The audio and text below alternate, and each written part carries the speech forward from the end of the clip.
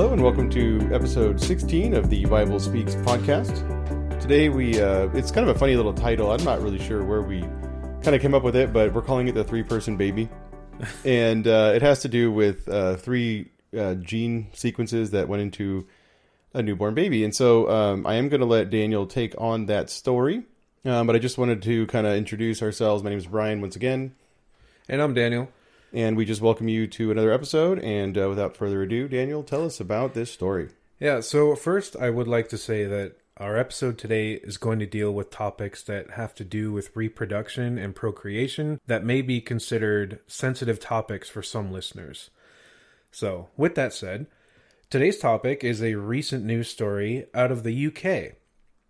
For the first time in the United Kingdom, a baby created with DNA from three people it's been publicly known that they were born. And this was achieved through a new technique in vitro fertilization. Yeah, so IVF is going to definitely be one of the topics that we're going to be focusing heavily on today, even in the biblical discussion. So just to kind of summarize what I will be going over later on and throughout the episode, number one is IVF biblically moral? This is a very contentious topic that I found out. Yeah, hot topic for sure. Hot topic. I actually had... I've never considered IVF just in my own personal life, and so it was kind of surprising to see how hot this topic was.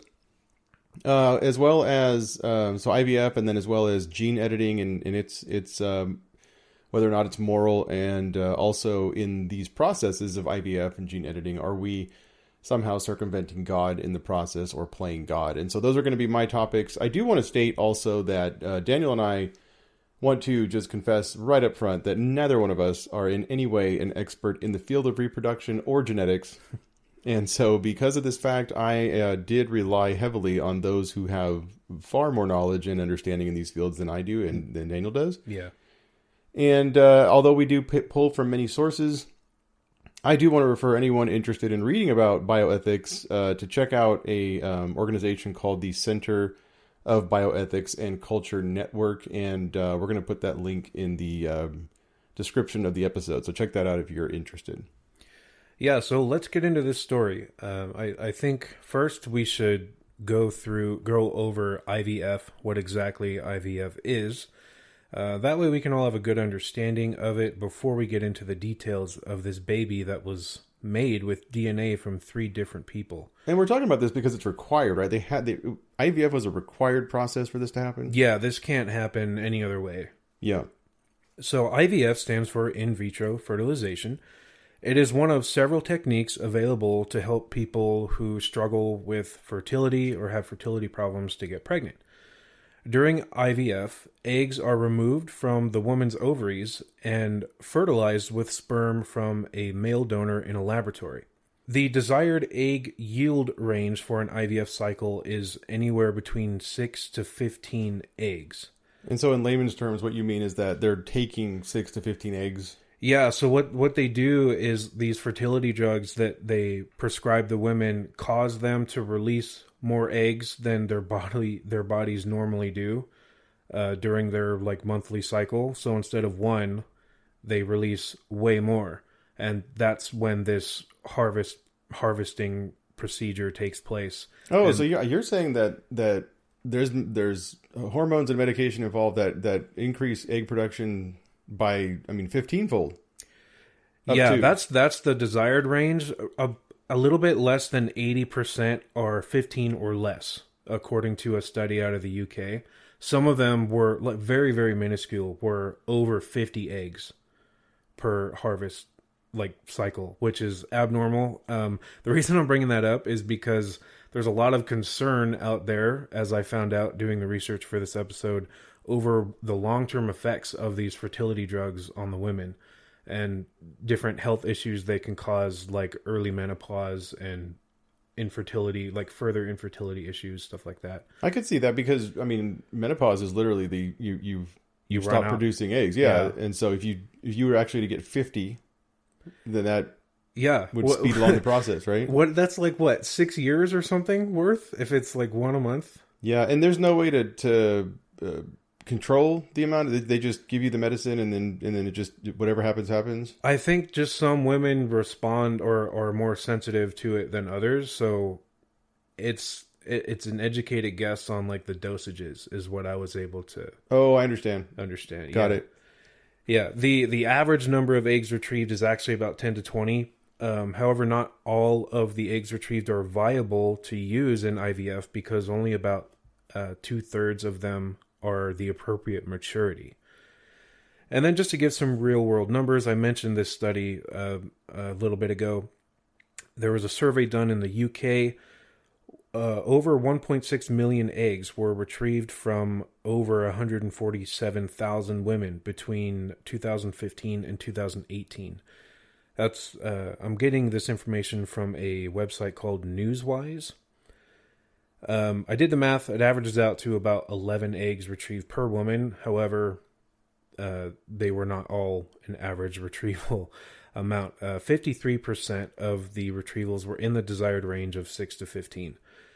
25% yielded only 1 to 5. So that's 78% are 1 to 15 eggs.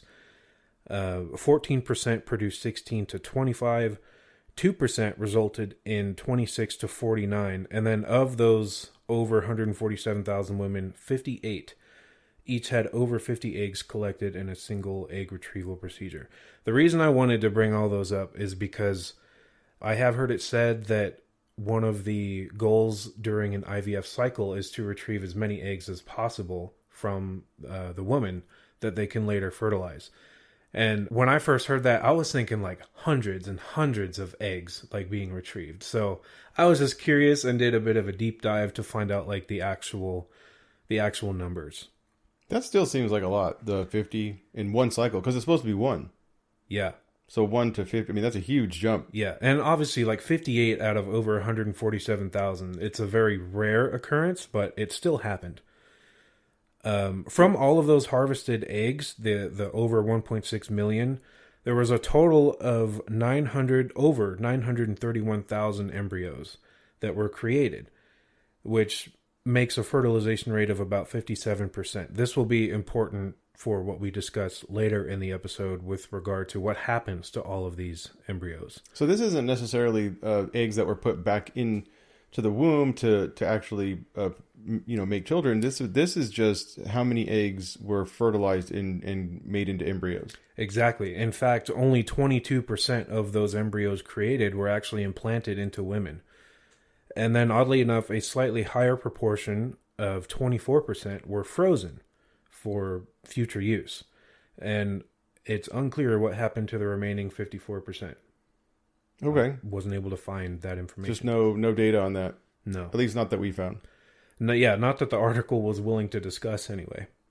Okay, so that was just the second step or the first step of IVF. The eggs are harvested from the woman. Once the egg has been fertilized, the embryo is then transferred to the mother's womb to grow and develop. And this transfer can happen anywhere between 1 and 6 days after the egg is fertilized, but it usually happens between 3 and 5 days after. The number of embryos transferred is typically based on the age of the woman and the number of eggs retrieved. Because the rate of successful embryo implantation is lower for older women, they typically transfer more embryos when they're dealing with an older woman going through the IVF procedure. Except for cases when they are using donor eggs or genetically tested embryos that they know are healthier or more likely to take. Most doctors do follow specific guidelines to prevent what is referred to as higher order multiple pregnancy, such as triplets or quadruplets. No more octomoms. What is that? What are the specific guidelines that doctors follow? Were you able to look into that at all? I didn't look into that. I do remember. I didn't look into it too much. I do remember reading though about certain laws in the UK. For some reason, I kept getting articles that had to do with the UK about there are certain limitations on how many embryos can be transferred and what happens to the embryos that aren't transferred and and stuff Oh, like yeah, that. the UK actually has I was looking at this. They have higher regulation and more laws regarding IVF than the United States does. The United States is almost, well, it's very few laws, very much less. Maybe that's why I kept finding articles that had to do with rules and stuff in the UK. Yeah, so like one distinction is that in the United Kingdom, an embryo can only be stored for 55 years, but in the United States, there's no date, there's no timeline. It's indefinite. Wow. Yeah. The extra embryos that aren't implanted can actually be frozen and stored for future use. The article that I got this from the Mayo Clinic said they could be stored for several years, but I was reading an article where a 25-year-old woman, I don't think it was in the United States, it was in the UK or somewhere over there in the Eastern Hemisphere. She was 25 years old and she had an embryo implanted in her that was frozen for 24 years. Yeah, I read that. Same story. You read the same one? The what I found out was that there's, as far as we know, because the technology is still fairly new, as far as we know, there is no degradation to a frozen embryo over time. Yeah, I remember reading that in that article as well. The Mayo Clinic seemed to disagree because they said not all embryos will survive the freezing and thawing process, however most will. But then I was reading a lot of other articles that said, as far as we can tell, the length of time has no effect. The length of time frozen has no effect on the viability. Yeah, even the Mayo Clinic in that statement is really getting at the freezing and thawing process, not the frozen process. Oh, you're right. Because it's like, what's that term? Suspended animation? Yeah, exactly. Right? That's what everybody wants to do with people who are, dying. They want to put them in cryogenics and freeze them until they can figure out the cure for whatever they're dying of. Yeah. Isn't there like a big thing on Walt Disney? Yeah, like they froze his brain or something. Yeah, he's not frozen. At least as far as I know, he's not frozen. But So his brain's not frozen under the Matterhorn. Yeah, what are the castle? Who knows? Anyway, back to this. So we are talking about IVF. Yeah. It is a pretty serious topic, and I do want to give enough respect to people. I actually know people personally who, and I think you do too, Daniel, that have gone through this process, and I know people who have success stories and people who don't. Yeah. And so I just want to make it clear that, any lightheartedness or any conversation between Daniel and I during this episode is not a disrespect to anybody who's going through IVF or who desires children. We really do want to present a unbiased as much as we can, a viewpoint of the biblical morality of IVF and the processes within. So we're obviously not trying to offend anybody, and I just want to make that very clear that we have great respect for people that we know, and obviously the birthing process and all that stuff. So, yeah, absolutely. All right. So with that being said, what does the Bible say about IVF? Well, obviously IVF was not a technology in Bible times, and so there's no specific verses that deal with in vitro fertilization. However, there are things that are in process during IVF that the Bible does deal with. I found this article that had 3 major concerns from, I'll call it Christendom, right? The people of the church who have had issues with IVF. There were 3 issues, like ethical issues. Yeah, main ethical issues that people really kind of ran up against, and they tend to be the highest reasons why people are against IVF within the church today. And so I kind of wanted to. I'm just going to spend my time on this particular topic, this particular point, going over those 3 things. So the first one is that it's not a natural process. So it's unnatural. I do want to say, Psalm 139, 13 and 14, I'm going to start with this verse. It says, "For it was you who created my inward parts. You knit me together in my mother's womb." IVF does not remove the mother's womb from the question. And I think that's really important to understand. To say that this is unnatural, I think is kind of a leap. I do understand that it's taking place outside of the human body. Yeah. But every part of the process is actually natural. Yeah, it is. I was thinking about this this morning, actually, and just kind of had the realization they're giving the egg and the sperm the best chance possible, right, at coming together and creating a new life, an embryo, in a very natural way. Yeah. Yeah. I mean, it's the same thing. The sperm still has to attach itself to the egg. Yeah. It still has to become an embryo. It still has to fertilize. It gets put back into the womb. Yeah, the genetic material of both mom and dad still have to do their own thing. Yeah, they're required. Yeah. Right? They both have to be alive. Yeah. Right? Yeah, exactly. I also want to make the point that this concept of this natural process, or I'll call it the natural process rule, if this were to be applied across the board, this would mean that we should never seek medical treatment or aid, period. Because nothing is natural, right? Very few people would live under this rule in all occasions. So just to kind of give you some examples of what I mean. Let's say you have a headache. Well, too bad, don't take medicine. Tylenol is unnatural. There are natural remedies, though. You know what I found out? Frankincense was actually a natural, like, anti-inflammatory and a bit of a painkiller, which I did not know. Sure. It's from the bark of some tree that I can't remember the name of. But who takes frankincense? Nobody's doing that now. But I thought it was interesting because that was around in Jesus' time. Right, that's true. I mean, yeah, they did. I mean, they drink wine. It's good for the stomach, right? I mean, that was a... Oh, yeah, alcohol. I guess it's not really a painkiller, but it'll make you not care. It's a painkiller if you're drinking it. I'm not advocating, by the way. No. Not at all.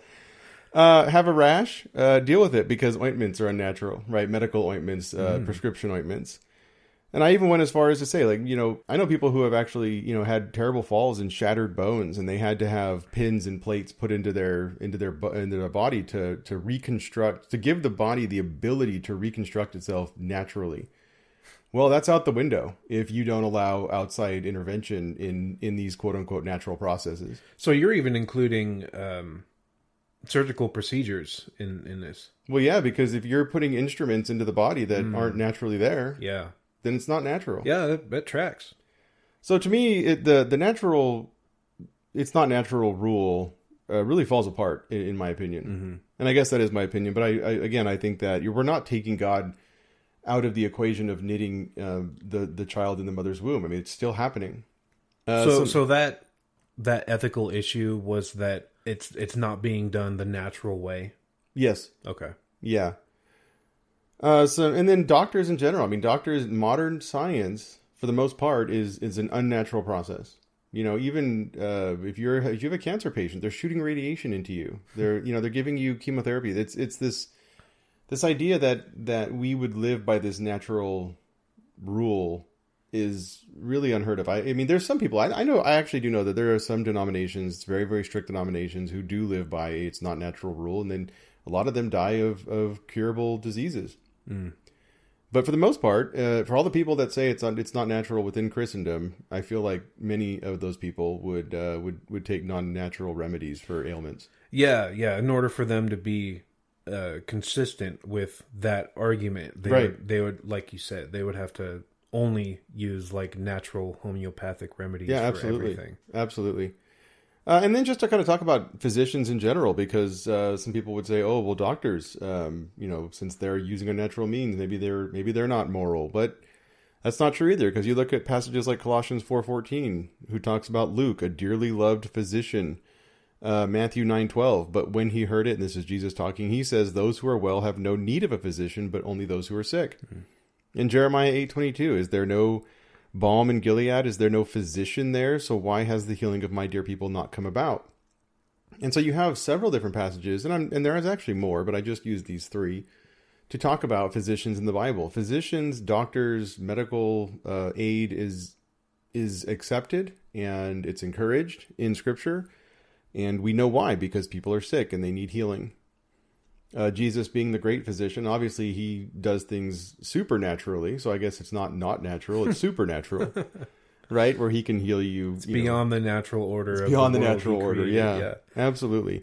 So the bottom line, I guess, is that IVF being unnatural does not, at least in my personal opinion, and from what I can see even in Scripture, it does not hold up to scrutiny as a reason to not go through with IVF for procreation or to condemn IVF for procreation. I'm accepting the help of medical science. It's not an ungodly or immoral thing to do. Yeah. So the second point that was brought up, or at least the hot topic or hot button topic, was that sex is not required. So sexual intercourse between a man and a woman is not required for IVF. And this is, Daniel kind of gave this a little bit earlier, but I just want to make sure that everybody's clear. We are talking about a PG-13 topic here. We are talking about sex between people. And I bring it up only because it was the number 2 reason why people, avoided IVF. It seems pretty similar to the first point, that it's not natural. It does.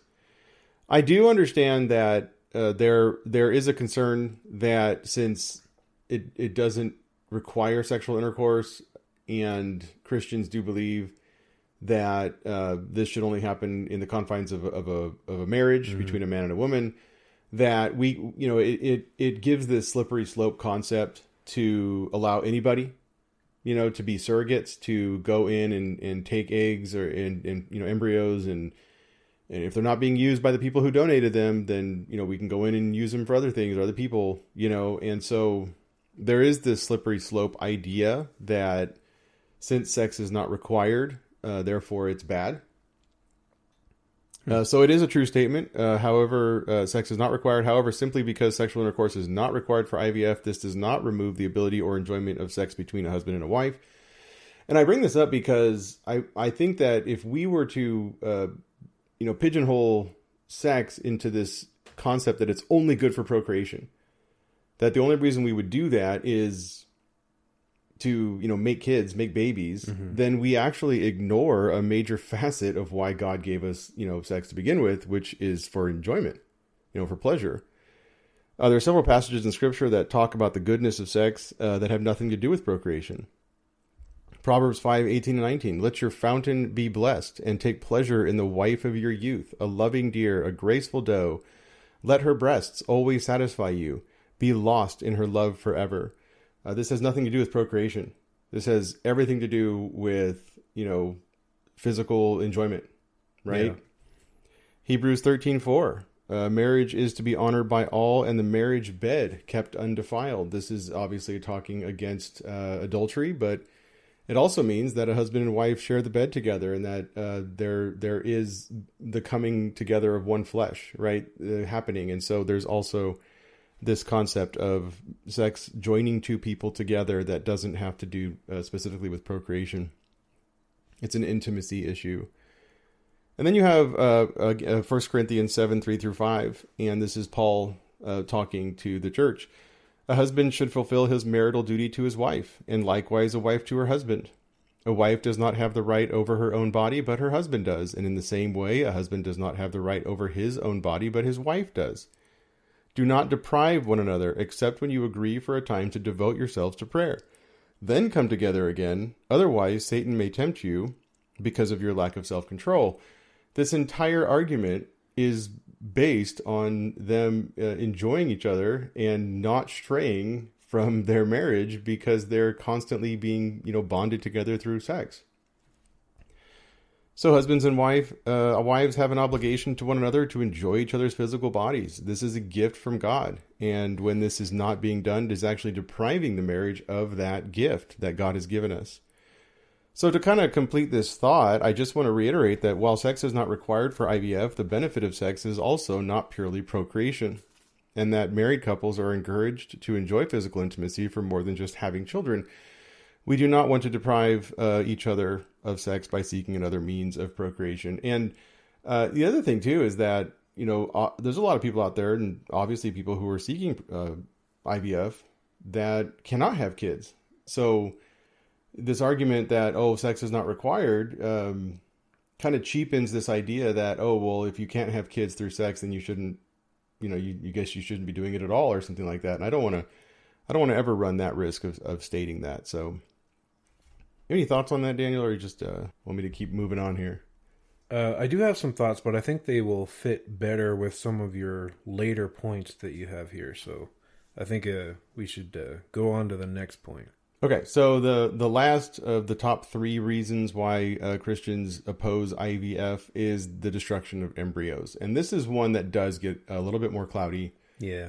A little bit more murky. And so the concept here requires a fair amount of context. So Daniel talked about IVF already. I kind of want to just go over it again a little bit. But the current process of IVF takes as many eggs from the mother, up to, as many as feasible, as either possible or that the mother is willing to use, and then it fertilizes them with the husband's sperm, or the male donor sperm. With Christians, it really should be the husband's sperm. The reason for doing this is to increase the success rate of IVF, which is not a guarantee. The issue arises when there are leftover embryos that are not placed back into the mother. So what is being done with these embryos? Well, a staggering reality is that in 2022, which is just last year, there were more than 1 million frozen embryos sitting in storage in the United States alone. So Daniel talked about in the UK, they're being produced within 4 years, over 1 million embryos, 50%. Close to, yeah. It was like 900 and some thousand. Yeah, it was close to 1 million embryos, right? Mm-hmm. And I mean, they're not all being put back, right? They're not all being put into the mother's wombs. Yeah, like I said, it was unclear what happened to 54% of that over 900,000 embryos. Yeah, and that is a red flag. I mean, it really is, right? Because those are fertilized eggs. Those are embryos. Yeah. Some of these embryos are being adopted by surrogate parents who wish to adopt a child from embryo and carry that child in the womb for a full term of pregnancy, providing a quote-unquote full life cycle adoption to adoptive parents. And I think this is a really neat concept. There's a lot of people out there who want to adopt, and there's a lot of people out there who want to have children but can't. And so when you have these embryos and you have these people who want to have that full process of childbirth and pregnancy, and they're going to adopt anyway, I think this is actually a really neat, option that's out there. The problem is there's not 1 million people. Yeah, like in that UK study, it was over 1.6 million eggs from 147,000 women. That's a lot. That's a lot. When they only implant maybe like 2 or 3, right, for each cycle, right, for each woman. So yeah, that's a lot. It's a lot of people, and you would need a lot of adoptive surrogates, right? You would, yeah. So what are the biblical implications with this process? Well, let's look at Ephesians 1:5. Ephesians 1:5 says, He predestined us to be adopted as sons through Jesus Christ for himself, according to the good pleasure of his will. So we know that adoption is a construct of God, and it brings him pleasure when those without parents are adopted. This is literally how Christians are brought into the family of God. Jesus is the only begotten of God, and the remainder of us are adopted as co-heirs with Christ into his family through the adoption process of, basically him shedding his blood on the cross and us becoming part of the kingdom, right? The family of God. So there is also the widely held understanding in accordance with passages like Psalm 139, you formed my inward parts, Job 10, 11, and 12. You clothed me with skin and flesh and wove me together with bones and tendons. You gave me life. And Jeremiah 1:5, which says, I chose you before I formed you in the womb. I set you apart before you were born. That life begins at conception. So this is a common understanding in Christendom today, that life begins at conception. And if this understanding is true, then the staggering statistic of freezing over 1 million embryos literally would mean that the United States alone has frozen over 1 million brand new lives, and they're just sitting in stasis.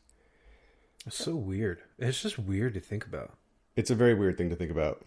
It is an important distinction, I believe, to understand that we have not destroyed and or killed these lives, but that we are holding them in stasis for an unforeseeable amount of time. And again, I mentioned this earlier, that while the UK and other areas of the world do have time limits on storage, the United States does not. And so it's interesting that the United States is just willing and able to continue to, carry these frozen embryos. You know what was interesting? I had the thought while doing my research for this, what would happen if just one of these facilities lost power and it wasn't able to keep the freezers going? Well, it turns out they're not frozen in the freezer in your kitchen. Right. They're frozen in liquid nitrogen, which is over negative 320 degrees Fahrenheit.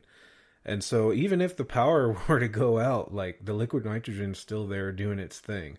It is. However, that it does have to be at a specific temperature. And so eventually, if the power did go out and didn't maintain, they would actually be destroyed. Yeah, after a long enough time. I guess the reason I even brought that up was it is very, very possible that these embryos can be frozen for decades and decades. Yeah, if not longer, right? The embryos, however, and this is something that I think everybody just needs to come to grips with, is there is no such thing as forever storage. Nothing works that way. And so even though the United States does not have a time limit on storage like the United Kingdom does, there's going to come a day when storage runs out, especially if we're creating millions and millions and millions and millions of these embryos. Do you happen to remember if there was any reason or thought behind the 50-year limit in the UK? No, you know what? I didn't even look further into that. I just thought it was a very interesting stark contrast. Okay. Between the UK and the US, how things are done. Yeah, I do know that, and this is getting into religion of politics, but the United Kingdom is more open to non-religion, if you will. Like they're like atheism, or atheism or spiritualism. You know, it's this it's this idea. The United States is kind of an outlier, and in some people would say in a very good way, where we still function in a way that's still guided somewhat by the Bible. But in places like the UK, Australia is actually one of the prime examples of a country that has totally discarded religion and is now a non-religious country. And so the reason I bring that up is because Western Europe doesn't value life the same way that the United States does in general. And I don't mean like they're willing to just discard people. But, you know, one good example, and this is kind of getting way off topic, but one good example is I think it's in either Switzerland or Sweden, one of the two. They're actually in the process of implementing suicide pods, where people who are kind of just at the end of their lives and they're willing to let it go, they just get into this pod, blink their eyes, and then gas just takes them out. And it's normal there. Really? Yeah. I know that has just started to become a thing, at least here on the west coast of the United States. I actually, a family member of mine recently, well, it's like a distant family member, recently helped her, I think, ex-husband or something do that, like assisted suicide. I didn't know that was legal even here. Maybe it is. I don't think it was in California. I think it might have been in Oregon or something. Yeah, but I do it's believe still like pretty taboo, and like I think the legality is also questionable. Yeah. But if it's normal in, what'd you say, Sweden? It's either Sweden or Switzerland. Oh, okay. If it's normal there, that's definitely, you know, at a higher level than, you know, it still being somewhat taboo here. Oh yeah, and so the reason I bring all that up was because if you have that understanding of human life that you can just end it whenever you want, then maintaining these embryos probably isn't their highest priority. Big deal at that point. Yeah, right? their view is it's not that big of a deal. We're just gonna you know, why maintain it? Yeah. The Houston Family Center put it this way, and I like this. Although embryos can be kept frozen forever, most patients reach a point when they need to decide what to do with unused embryos. There is always the option to discard frozen embryos. However, for those who wish their embryos to be put to use in some other way, they may be donated to science or to another couple that wants to have a baby. So even though we don't have a term of, you know, longevity for how long these embryos can be stored, it's very clear that there comes a point when these people do need to decide what they want to do with their stored embryos. And two of the options are either donate it to science to let them do whatever they want with it, or to just discard it altogether. And so to believe that these can actually be stored forever, I think is kind of unrealistic. Yeah. And, you know, that just reminded me that, and again, this is in the UK, which, as Brian has stated, they have a lot more regulations than the United States. The UK, the impression I got is that the couples, or if it's just a woman, like one person, they have to pay like an annual storage fee to keep their embryos frozen. I mean, that makes sense. And they also have to maintain a certification or like a license to keep them stored. And a lot of times those lapse. So they end up with these embryos that legally they can't destroy or, do anything that the mother or parents haven't consented to. And it's just adding to the problem of these embryos kept in storage that they don't know what to do with. I guess they'll just have to be there for the 50 years, right? And then they'll destroy them. Yeah, and then the place that stores them will decide what to do with them. Yeah. Yeah. So anyway, to come to my conclusion regarding IVF in general, as far as the morality of it is concerned, I do not believe the Bible supports any notion of the process being sinful or biblically immoral. Sin comes into the picture during the aftermath. What will happen to the embryos if they are destroyed, and if the understanding of life is that life begins at conception, which also means fertilization of an embryo. If that holds true, then the destruction of those embryos would be murder. And so in that regard, it is morally or biblically immoral at that point. So IVF, to state that IVF, or just to kind of cap it off, IVF is not immoral, but what we do with the embryos can be. Yeah, and that's important information for people considering IVF to know, right? Yeah, and I think it was an article I read by John Piper, who basically said, the Christian responsibility when it comes to embryos is to only create or have drop as many as you intend to use. Mm-hmm. Talking about it earlier, you mentioned earlier they don't know what dosage to give necessarily different people's bodies because they react differently. So I don't know how realistic that actually is. Yeah, but like you can still, even if in the very rare instance they're able to collect over 50 eggs, as a Christian with moral concerns, you could still say, I only want you to try to fertilize however many you're going to implant. Yeah, that's true. Because the egg, there's just an egg. You're right. It hasn't become a fertilized, like an embryo yet. Right. And the natural process is the body discards an egg every cycle. And so that's actually normal. Yeah. Right. And you're right. You're absolutely right. So you would only attempt to fertilize those you intend to use. Yeah. And that was John Piper, and I tend to agree with him. Yeah, me too. Yeah. All right, now we're going to get to the actual news story that we're doing the episode on. The first UK baby with DNA from 3 people has been born after a new IVF procedure. And this was for the first time in public UK history. There was a baby created from DNA from 3 people.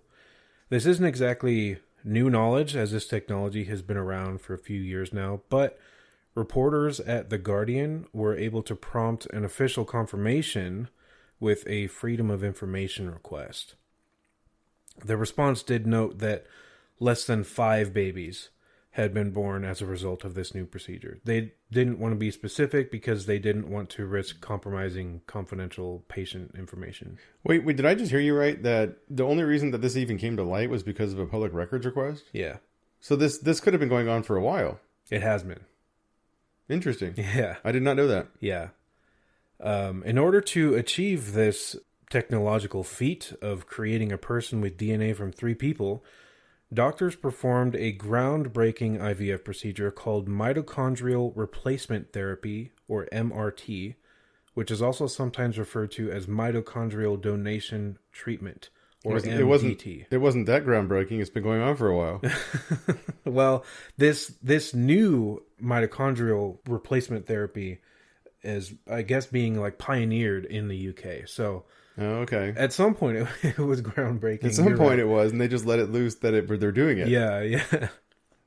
The purpose of this procedure is to prevent children from inheriting incurable diseases from their parents. The way this is done is quite complicated, honestly, but to put it simply, for most of us, our mother's egg provided both the nucleus and a large number of the mitochondria for our initial 2 cells coming together. And if you don't remember from your high school biology class, mitochondria are basically like the power units of a cell. In these children that received this MRT therapy, a donated egg other than the mother's is responsible for providing them with their mitochondria supply, because the mother in this situation has some sort of mitochondrial disease. So in all, only about 0.1% of the child's DNA is actually from the donor, But that still means it's not 50% mom, 50% dad. There is 0.1% of a donor egg DNA in there. So do you know if the mitochondria from the mother who has the disease, is that removed from the child? Yeah, it's replaced with the mitochondria from the donor egg. That's incredible. Right? Yeah. I just can't even fathom what like that... we're talking about less than a cell. Yeah. Less than the size of a cell is what they're dealing with here. And the mitochondria, like it's so minute even compared to the nucleus. I am so impressed with medical science. Yeah, it's incredible. Yeah. It honestly is. It's mind-blowing that we've figured out how to do this to me. So again, only about 0.1% of the child's DNA will be from the donor, but this new therapy does allow people with severe mitochondrial diseases to have biological children without the fear of passing on their mutated mitochondrial diseases that could potentially cause the children to struggle to provide sufficient energy for their growing bodies. You know, one interesting thing that I was reading as I was doing some research on this was that as soon as you introduce, even at 0.1%, as soon as you introduce a third party into the baby process, mm-hmm. that person's DNA is now part of the genetic strand moving forward throughout your entire family's history. Really? Yeah, I thought that that makes sense. They're changing your DNA. Yeah, it was fascinating. I thought, well, you're introducing somebody into your family biology. Yeah. At that point, and it's going to be carried on forever. Yeah. Yeah.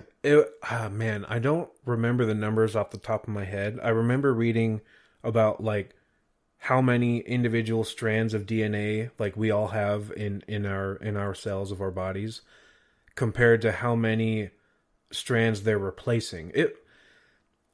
Again, I'm not an expert. It was like in the thousands of strands of DNA we have in each cell of our body, and they're only replacing like 34 with the mitochondrial replacement therapy. For now, right? Yeah, and that's one of those slippery slopes we were talking about. Like once you start gene editing, it's kind of a slippery slope. Yeah, I believe Adam, Eve were the source of all mankind. Yeah, right? Me too. And I think we're going to go back to it. We're just going to all be the same. We're all going to be, we're going to have the same DNA. Everybody all around the world. It's going to be weird. Just all be clones. I wonder how long that'll take. Clones. I don't want to be a clone.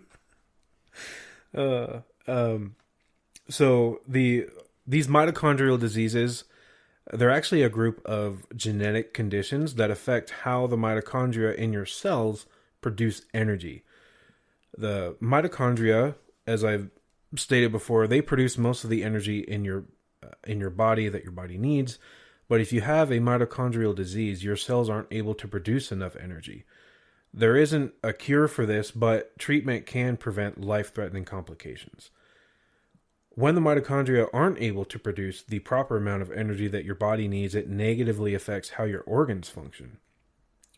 These diseases can affect almost any part of your body, including the cells of your brain, your nerves, your muscles, kidneys, heart, liver, eyes, ears, and pancreas. All of the really heavy energy consuming organs we have are greatly affected by these diseases. They are quite rare, though. It's an estimated 1 in 5,000 people, which is about 0.02%, have a genetic mitochondrial disease. So, this therapy, it sounds really well-intentioned to me, right? Like they're trying to make it so these people who have these genetic diseases can have kids without worrying that they're going to inherit these diseases that a lot of times are lethal. Yeah, that would shut down vital organs. Yeah. However, according to stem cell biologist and developmental geneticist Robin Lovell Badge, it is still unknown how well the MRT technique worked at a practical level, whether the babies are free of mitochondrial disease, and whether there's any risk of them developing problems later in life, or if they are born a female, if their offspring are at risk of having the disease. Oh, because they're a carrier. Yeah. Wow.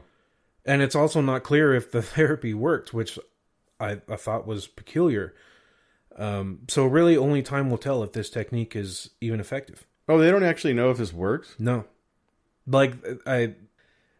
This is where I came to this kind of sad realization. Like they're basically just experimenting on people, like real human lives. They're experimenting on them. Is there a, you may not know, is there a risk to mortality for the child? Like if they do this, does the child have a less, I mean, is there a chance that they may not make it because of the host not accepting the foreign, I guess not at that point, right? Because it's so early on. I know. So the reason I ask that is like, if you put a pig heart into a person, like an entire pig heart, like you can live for, I think, like a few weeks, but you're eventually your body's gonna reject the foreign substance. Oh, I see what you're getting at. Yeah, I do remember reading about that. I can't remember the term they used to describe it, but it was basically like at a certain point in the development of the baby, once it's been implanted into the mother's womb, there was like a reversal where like the actual mother's mitochondria just took back over. Oh. Yeah. I can't remember the term they used to describe that, but so again, like they're still figuring this process out. It's not fully fleshed out yet. They haven't completely figured out the correct process, which is why I said they're basically experimenting on people. This is probably why they didn't release it to the public yet. Probably. That makes sense. I mean, I would say that's a pretty big ethical and moral concern. Yes, I think the moral and ethical concern for me would be the unborn child, right? The parents can consent. They can, yeah. Yeah. Yeah, and so, like I said before, this isn't the first time this has happened. Scientists working in Mexico actually announced in 2016 that a child had been born with DNA from 3 people. Those were actually scientists from the United States that were working in Mexico. That was 7 years ago. It was 7 years ago. Wow. Yeah.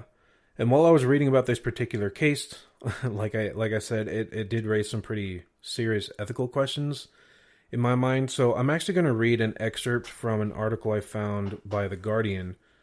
It says, the UK is not the first country to create babies from MDT. In 2016, a US doctor announced the world's first MDT birth after treating a Jordanian woman who carried mitochondrial mutations that caused a fatal condition called Leigh syndrome. Prior to the treatment performed in Mexico, the woman had 4 miscarriages and 2 children. One of her children died at age 6, the other lived for only 8 months. So far, the clinical experience with MRT has been encouraging, but the number of reported cases is far too small to draw any definitive conclusions about the safety or efficacy, said Dagan Wells, a professor of reproductive genetics at the University of Oxford who took part in this research. Long-term follow-up of the children born is essential. The stage of development when reversal happens is unclear. Reversal was the term that, for some reason, I could not think of. The stage of development when reversal happens is unclear, but it probably occurs at a very early stage. This means that prenatal testing carried out at about 12 weeks of pregnancy may well succeed in identifying if reversal has occurred. So they're going to check it 12 weeks in. 12 weeks in, yeah. So, like I said, that really did raise some ethical questions in my mind about this therapy. I understand that in order for us to learn the process, us being just humans on the planet, they have to do this process, like go through the learning process, but still, like, they're experimenting on actual human lives, and I kind of have a problem with that. Yeah, I think I would have to give it some more thought. This is, so if you guys don't know, listening, we tend not to share our notes with each other until we actually get to the mics. And so this is all new information for me. Okay. And I'm trying to process it. And it's a lot because I'm like, we said in the beginning, we're not experts. I think for me, I'm a little bit more reassured in knowing that, even if they do try to do this mitochondrial treatment, that, if it doesn't take, it's not detrimental. It's just that the other dominant mitochondrial will just reverse the process naturally. Yeah, so I guess at that point, it would just be like what would have normally happened had the woman had her baby naturally. Yeah. Right. And I don't know what the long-term consequences are of reversal. I don't know anything about that. So I guess with my limited information, I'm okay. I'm a little more okay just because it's a natural reversal process. Yeah, that makes sense. I guess my issue is more like the baby can't consent to what's There's going still the on. issue of consent. Yeah. Yeah. So it's not fully fleshed out for me either. Last night is when I came to this realization. Sure. So, I haven't even had 24 hours to really chew on this, but it was a concern that kind of popped into my head, and I wanted to share that. So in addition to the baby that was born in Mexico in 2016, there was also another in 2017 born in Ukraine, and another in 2019 born in Greece. So again, like that article had said, there's been less than 5 total, but this is a thing. It is happening, and I'm sure it's going to be happening more often now. Less than 5 that we know of. I'm still bothered by the fact that this wasn't public prior to the request. Yeah. For public record. Anyway, it's a weird topic for me, but I'm all about, transparency. All right, so let's move back to the Bible and some considerations here. This is where things get, and again, this topic is hard to discuss from a biblical perspective because this stuff just did not exist 2,000 years ago. So we don't have specific direction or commands or, instructions on how to proceed with things like gene editing. So when we ask the question, is mitochondrial therapy good or moral? Is gene editing good or moral? It's a difficult question to answer, but I do want to at least try to tackle that. So, here's my best effort today. So there's a going beyond mitochondrial, and this is interesting because the mitochondrial obviously is very, very early on. There's also this topic of gene editing, and it happens basically at the same time frame that this mitochondrial process happens. What they do is they find out genetic disorders or genetic diseases that are, possibly going to affect the child. And we're getting closer and closer, or even already starting to swap genes in children, in babies. And do they do that while the woman is pregnant, or is this another IVF thing? IVF is required. Oh, so it's similar. Like it happens before they implant the embryo into the mother. As far as I know, yes. Okay. Yeah, because they'd have to be able to. I know that they can test within the first trimester, so I guess there is the option. That's a good question. I don't want to just guess. Okay. Yeah, something we can definitely look up later. But there is something called non-invasive prenatal diagnosis, or NIPD. Prenatal means genetic, and obviously diagnosis. So I want to bring up this test because it does play a major role in topics like our story, and in how parents are determining whether or not they would like to pursue gene editing with their child. So in short, the test is done within the first trimester of pregnancy, and it is the taking of a blood... Oh, so it is actually in the mother. So okay. Yeah, so what happens is they take a blood sample of the mother to determine the genetic makeup of the child. Oh, while she's pregnant? While she's pregnant. Interesting, okay. Yeah, they can do this because the mother's blood has the child's genes in it, which is really fascinating to me. Yeah, I think that lends credence to the claim that from the moment of conception, there is unique DNA separate from the mother. And this within the first trimester. Yeah. Right? So this allows for parents to see what genetic markers their child possesses and provides kind of a blueprint, if you will, of any genetic complications or diseases that the child may or may not have. It is important to state here that these tests are not definitive in that a child will contract everything that the genetic makeup suggests. So, in other words, if there is a marker in a child, a genetic marker in a child that says you might have Down syndrome, doesn't mean the child will have Down syndrome. So it's just you can find the marker, but they have no guarantees. In fact, to contract that disease throughout their life, this could take the entire lifetime of the child. They may never contract what they have markers for, and many of us could have genetic markers that could predispose us to diseases that we never contract.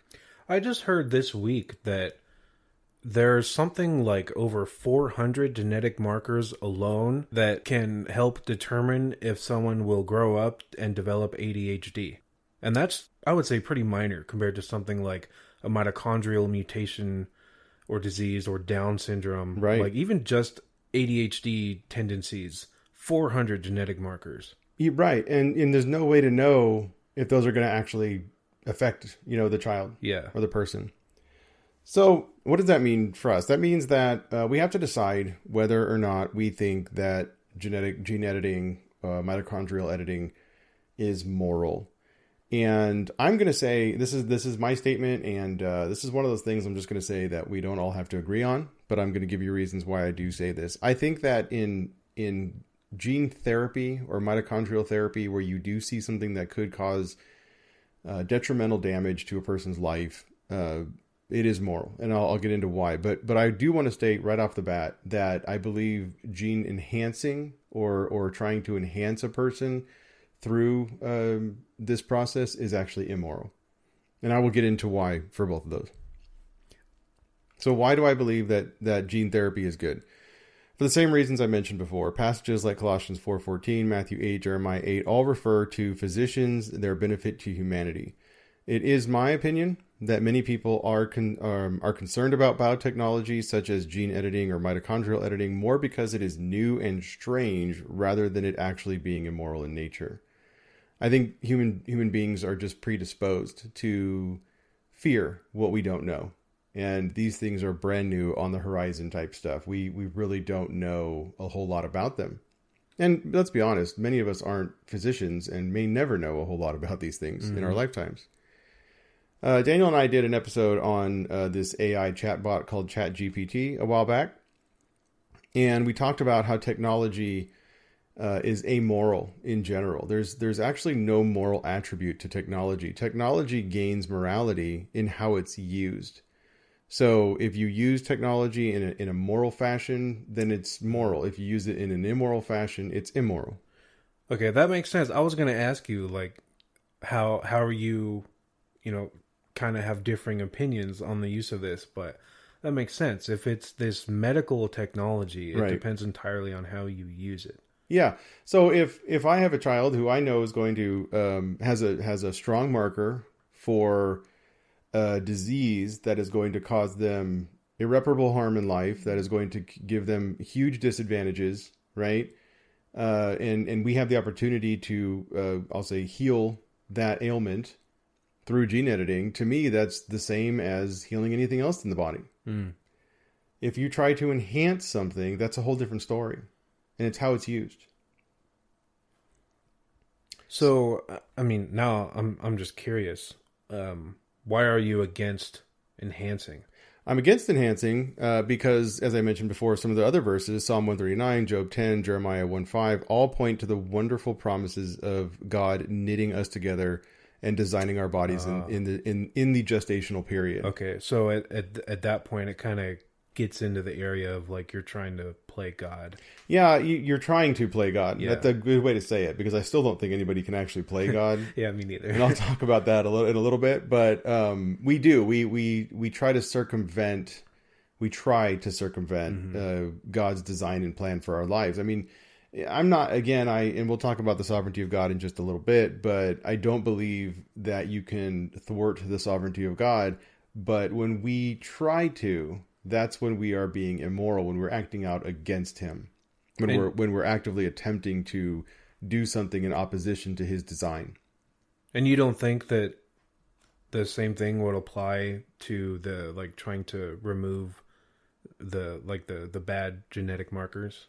Yeah, it's definitely a slippery slope. The reason that, or not a slippery slope, a really gray area. Mm-hmm. The reason that I don't hold that view with the the disease markers, the gene markers, is because I do believe that disease is a direct cause of the fall of man.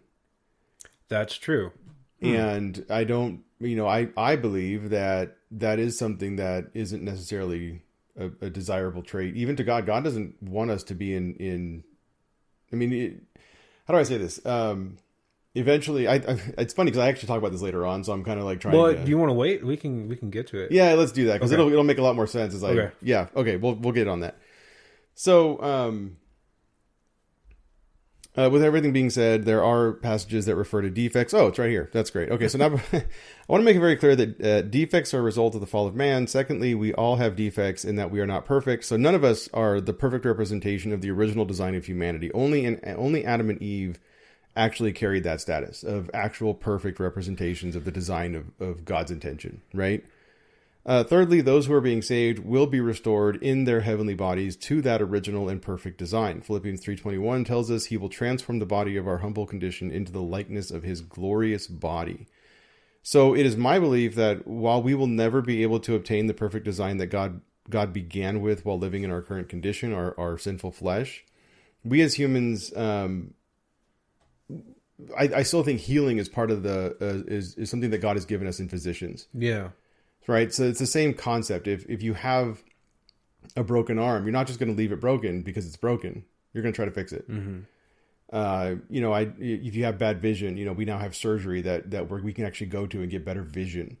Right. These are things that are not enhancements. They are treatments to results of the fall of man. That's I totally agree with you, but that's such an interesting take. And I feel like I don't really hear that very often, that our physical ailments are results of the curse of the fall of man.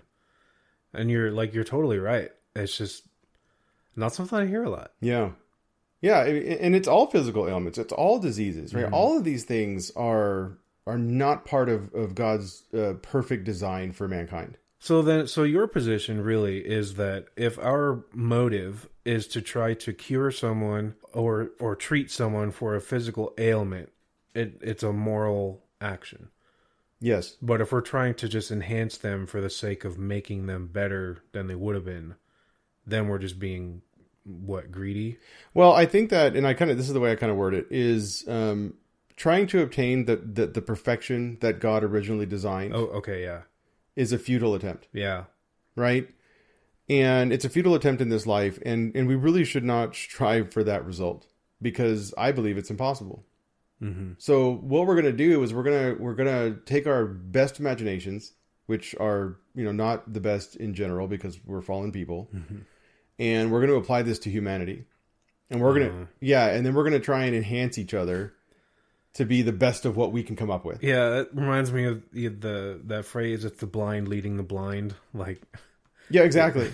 Exactly. Right. And we've seen immoral attempts at gene therapy and gene mutation, or it's called eugenics. It's this idea, if you go back in your historians, go back to World War II, check out what Hitler did. He was literally trying to, through much less scientifically progressive methods, trying to build a race of people, right? And he was doing that because he saw them as superior to everybody. He called them a master race. He called them the master race, right? He was attempting to create this perfect race. It's not possible. We need to stop trying to do that. We need to trust in God's design of our bodies, right? That's the whole concept of being knit in the womb. Yeah, that's also rooted in a lot of other unbiblical and immoral beliefs like racism and things like that. But, yeah, absolutely. But yeah, you're totally right, Brian. So anyway, those are my reasons as to why I say yes for therapy / healing, but no to genetic enhancements. And then the last topic I have in regards to the Bible and, maybe what a lot of people might be asking the question of is, are we trying to circumvent God in this process? Or are we trying to play God, as Daniel mentioned earlier?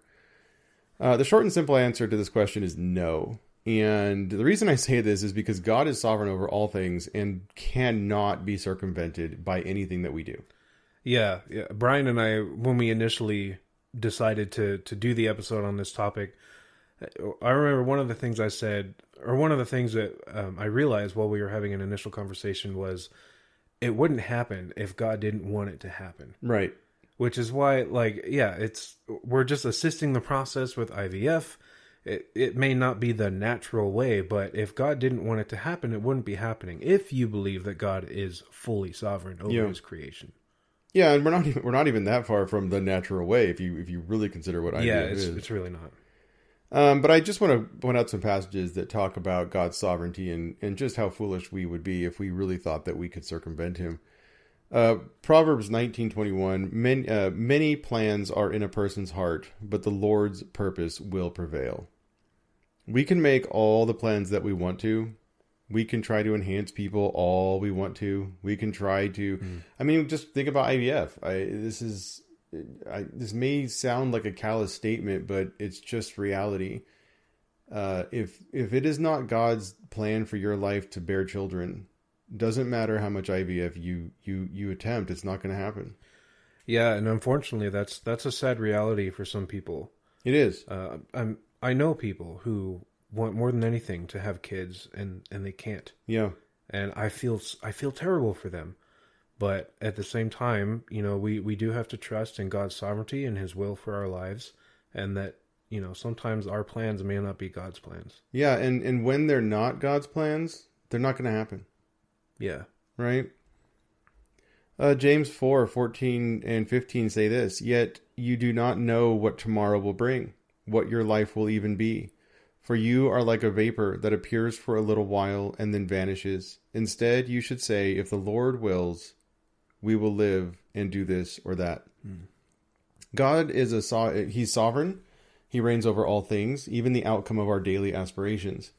This is why James writes that our lives are but a mist or a vapor that comes and vanishes, because humans have, for some reason, led ourselves to believe that there is great significance in each individual's lives and each individual's days and each individual's plans.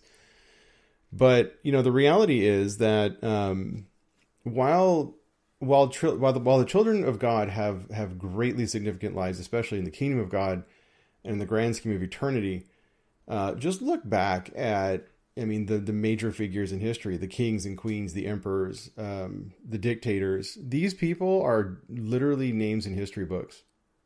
They don't mean anything to us anymore. The things that they did or didn't do have implications, but one thing we also have to remember is that even those things were part of God's plan. So it wasn't the individuals that had this significance, right? It was God's plan in using those individuals for his own plans and his own significance. Yeah, like even like some of the wicked people we read about in scripture, like Pharaoh and other rulers in Egypt, like who just wanted to kill all the baby boys and stuff because either the Hebrews are getting too powerful or because they heard about this Messiah who had been born. They caused the death of a lot of innocent, like young babies, but it was all part of God's plan, all part of his design. Yeah, to go back to that story, it was a story of Moses, but even in Jesus, look at Jesus' life. Without Herod, without Pilate being, horrible people and killing this guy because they were either afraid of a crowd or they just didn't, they went and crucified God in the flesh. You think that was a surprise? That was the plan from the beginning. Yeah. And so when we think about these people and their impact on history and, they were so significant and we need to be significant, I think we're just, we're overshooting our own value in the grand scheme of things. And we need to realize that everything is under God's sovereignty and God's plan, and that whatever we do, no matter how we do it, is subject to his authority. It may be that God has plans to make us famous, in this world for a time. Or it may be that, we are just the lowly servant of Christ for our entire lives. And either way, like we should be grateful that we are in the will of God. Yeah, right? Absolutely. Yeah, and that's how we should think about it. Yeah. And that's where contentment really comes from. Yeah, it does. Yeah. The last verse I just want to mention in regards to God's sovereignty and in regards to the idea that, there's just no chance we could possibly be circumventing God. Colossians 1:16, "For everything was created by him in heaven and on earth, the visible and the invisible, whether thrones or dominions or rulers or authorities. All things have been created through him and for him." And this is really important because, we may not understand why things happen. We may not understand, the process. And we may even be left in the dark throughout our entire lives. But what we can have confidence and assurance of as Christians is that everything was not only created by him, but it was also created for him and his purposes and plans. And that's the sovereignty of God. That's ultimately that lesson in a nutshell is God is sovereign. We are definitely not. And anything we try to do to try to circumvent him is futile and is meaningless and worthless. Yeah. Yeah. So that's all I have on the biblical aspect of all of this huge topic. I want to just say that maybe, Daniel, I think you might agree with this, that even in this episode, we probably haven't scratched even the surface of the depth of this science and all the things that could possibly happen. Oh yeah, there's a whole lot that we just had to leave out because number one, we didn't want to have a 12-hour long right, episode. Yeah, exactly. Also, like there are some things that Brian and I still need to work out for ourselves to figure out where we stand. But yeah, we haven't even really scratched the surface. Yeah. So once again, we just kind of want an overview of what we talked about here today. I'm going to let Daniel kind of overview his part first. I'll wrap it up and then he'll say goodbye. Yeah. Well, we discussed what IVF is. I'm not really going to go over that again, but it's artificial. No, it's not artificial insemination. It is in vitro fertilization. And then we did find out in public for the first time about a baby born in the UK using the DNA of 3 people in order to prevent mitochondrial diseases or mutations. Yeah, and then from the biblical perspective, we talked about IVF in general, the morality behind it, whether it was natural, whether it circumvented sex between married people. And we also talked about gene editing, and we talked about the sovereignty of God. And, like I said, to me, the non-natural argument it doesn't fly. I think that there are some moral implications in regards to leftover embryos. I think Daniel would agree with me on that. And, regarding gene editing, my position, and doesn't have to be yours, but my position is that therapy healing is good, but enhancement is bad from a moral perspective. And, once again, we have no power over God. He is sovereign in all things. And no matter what we try to do as human beings, we will never, ever, ever circumvent his purpose and plan. Amen. So that's going to wrap it up for this episode of the Bible Speaks podcast. Brian and I do thank you guys for staying tuned this entire time, for listening to the whole episode. We really do appreciate it. We do ask that you send us suggestions for possible news stories or questions or comments, concerns, what have you, to the Bible Speaks podcast at gmail.com. We also do ask that you leave reviews and share the episodes and subscribe to our podcast. We are on every podcasting platform. We're on YouTube. We even have a Facebook and Instagram page they're still kind of being developed. But if you guys would check those out, we would really appreciate it.